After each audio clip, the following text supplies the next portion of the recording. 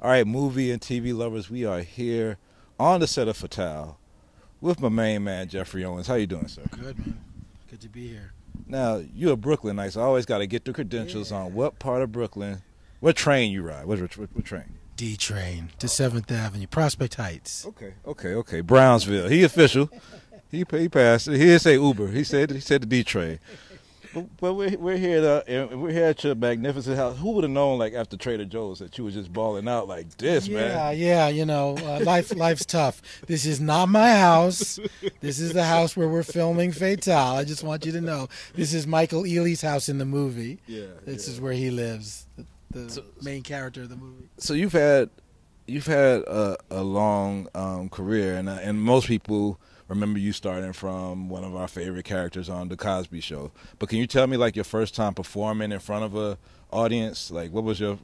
Oh, gosh, that must have been 3rd grade, probably, when I was in, school plays. Yeah. Hansel and Gretel and Peter Rabbit and stuff like that. That's actually when I got the bug to be an actor, because people, I was in shows at school and people laughed. And I remember people used to say in grade school, "You ought to be on TV." And I was like, yeah, well, whatever. I never thought I was going to be on TV. But actually, that's when I got the acting bug.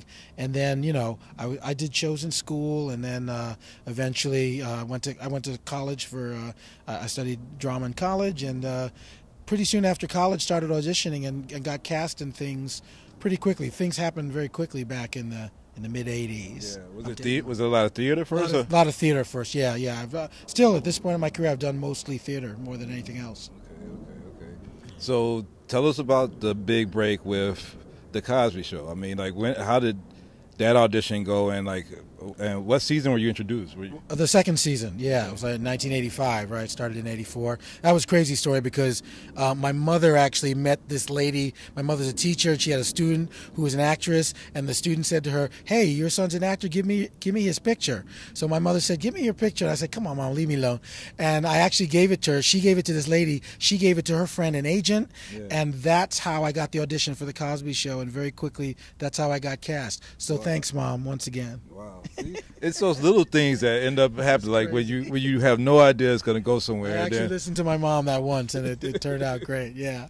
So you do more theater. Like, as an actor, like, what muscles is theater compared to TV? Is it like It's just different. It's not better. It's not harder. It's not easier. It's just different. Like, over the years, I've developed a lot more respect for TV and film actors, because I used to think, well, theater is more difficult. That's not exactly true. It's just it's different muscles. In theater, you get to, it's easier for me to do theater because you get to rehearse more, you get more rehearsal time, you get time to study your part from, beginning, middle, and end. There's kind of an order. In television and film, as you probably know, you can shoot your last scene first, your first scene last. Yeah, you know what I mean? Yeah. You can do a scene with somebody and they're not even there. You're talking to a piece of wood or a tape or something. But so theater, it's all kind of makes more sense. It's so in that way, it's easier. That's why I respect, when I watch movies and film, TV now, I see someone do a difficult scene, and I know that guy may not even be talking to another human being. That guy may have, he may be doing his first scene last or whatever. It's actually very difficult, Wow. And a lot of pressure. There's a lot of pressure in TV and film, because you could wait around for hours, and then your turn, you're up, and you have to deliver. Theater kind of spreads everything out. There's a different kind of pressure. Film and TV pressure is intense. I wonder how it would have been if Cosby Show was in the live tweeting age, and people was able to tweet what's going on with Theo and everybody else. And I wonder how that reaction would have been to a show that everybody still loved. I wonder how integral, like, people would have been on Twitter. Like, hey, I think it would have been pretty crazy, actually, because the show was so popular. I mean, many people don't even remember. I mean, now with all the different channels and stuff, all the content, if you get a few million viewers on something, you feel like that show's doing well.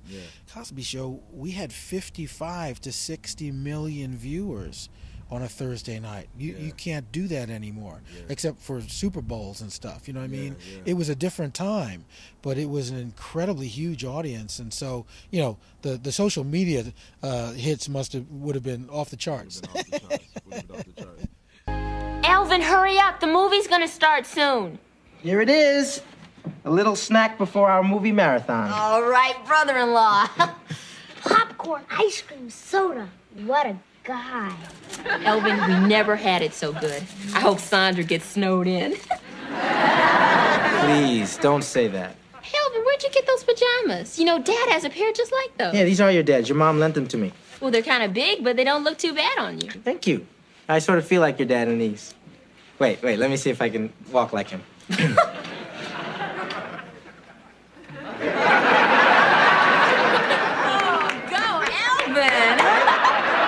I got it? Yeah, 2 more. Okay. Hey, Pud! Now, don't try to tell me what to do because, you know, I paid for that couch you're sitting on. So now you're been cast in this movie. Could you tell a little about your role? Yeah, sure. I play a character named Bill Cranepool. I am the lawyer for Michael Ealy's character. Michael Ealy's the protagonist in the film, and accused of murder, and I'm the lawyer that's trying to get him off. I hear you're a little uptight, like you're a little... Yeah, I'm a bit uptight, yeah. Yeah, I'm an uptight lawyer from the East Coast, yeah. So how is it working with Michael Ealy? I mean, he's been living in New York for a while, I remember. He's great. I mean, he just, when I came onto the set 2 weeks ago, because I actually came to L.A. 2 weeks ago to do one day, went back to the East Coast and came back yesterday to do my other scenes. He and the director, Deon Taylor, just welcomed me immediately, made me feel like family, right at home. Yeah. He's great to work with, Mike. We did a couple of scenes last night, and he's just very generous, and it's good. It's a good relationship. So I want to get to, like, this recent news that put all this spotlight on you. I was getting offended looking at the tweets where it's like, yeah, ex-actor Geoffrey. I was like, it's not an ex-actor. He's working and doing his thing. Right. But I mean, just being there, like, were people recognizing you a lot at the store, and how long before, like, from that point to, like, this whole thing blew up with the picture? I worked at Trader Joe's for 15 months.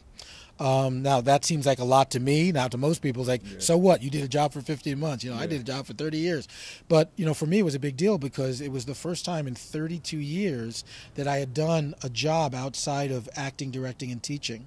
You know, so, and in those 15 months, I don't think a day went by when someone didn't recognize me at the store. Yeah. Sometimes a number of people, they were all really nice, very cool about it, extremely cool. Some people asked me for autographs. Occasionally I give them. Some people ask me for pictures. I didn't take any pictures in the store. Yeah.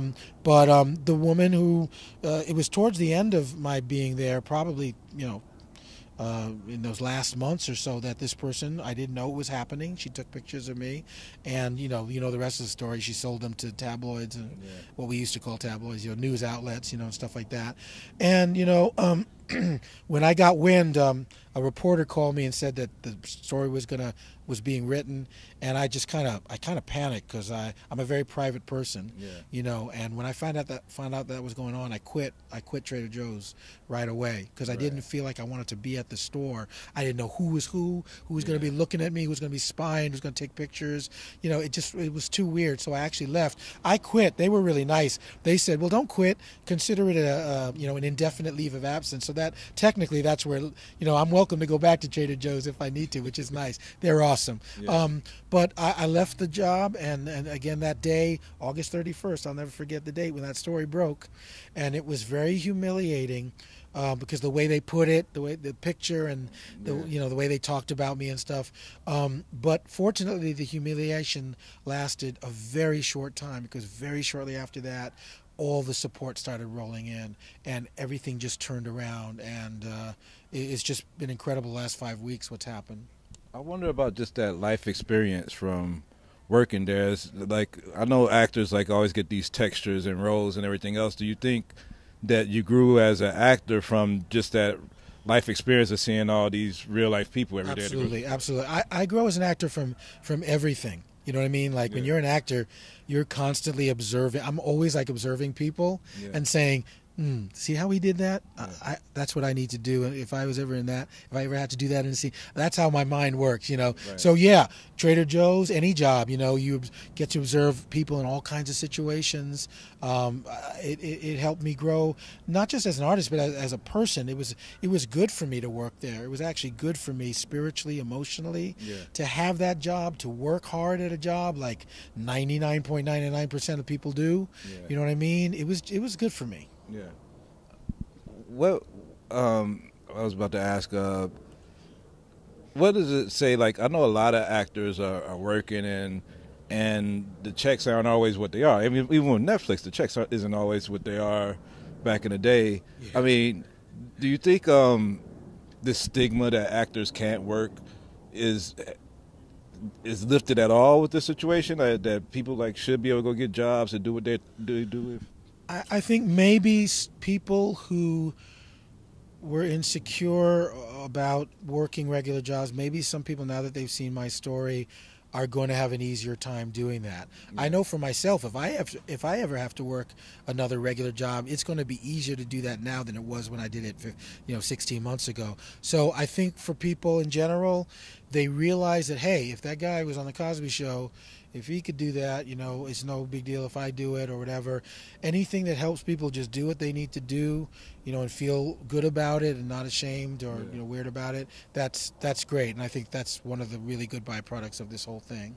I know you've been on Sunny in Philadelphia and Have Nots and a lot of other shows, but I mean, just for me and a lot of Americans in general, like you said, Cosby has such a huge audience, and when it went off the air, it hurt me that my family couldn't see those episodes anymore.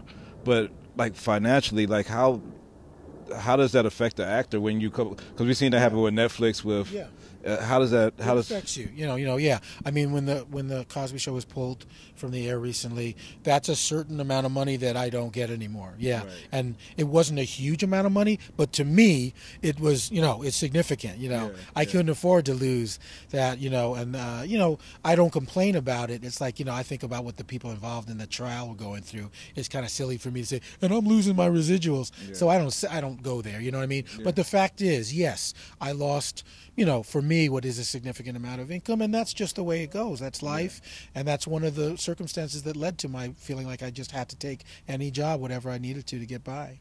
Well, I hate that the spotlight came through in some way that was trying to paint, some type of embarrassing situation, but I'm glad that it's all these opportunities that's opened up, and people's like, hey, let me give this great actor a job, and it seems like this role in Fatale is gonna be cool with you and Michael Ealy, so I'm glad to just see you back doing your thing on TV and now on film. Not as glad as I am. Good to see you, Geoffrey Owens. You too, man. Pleasure. Thank you. Thank you.